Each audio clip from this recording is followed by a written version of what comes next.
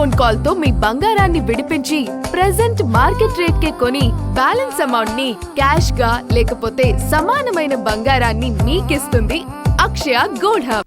భారతీయ వృత్తి నిపుణులకు అమెరికా ప్రయాణాల్లో మరింత జాప్యం జరగనుంది. H1B వీసాల స్టాంపింగ్ ఇంటర్వ్యూల అపాయింట్మెంట్లు 2027లోకి మారాయి. కొత్త ఇంటర్వ్యూల స్లాట్లకు కొరత ఏర్పడటంతో ఈ పరిస్థితి నెలకొంది. దీంతో వేలాది వృత్తి నిపుణులు భారత్లోనే చిక్కుకుపోయే పరిస్థితి నెలకొంది. మరికొందరి ఉద్యోగాలు ప్రమాదంలో పడే పరిస్థితి తలెత్తింది. భారత్లోని అమెరికా కాన్సులేట్లలో బ్యాక్లాగ్లు భారీగా పెరిగిపోయాయి. ఫలితంగా వీసా స్టాంపింగ్ ఇంటర్వ్యూలు 2027లోకి మారాయి.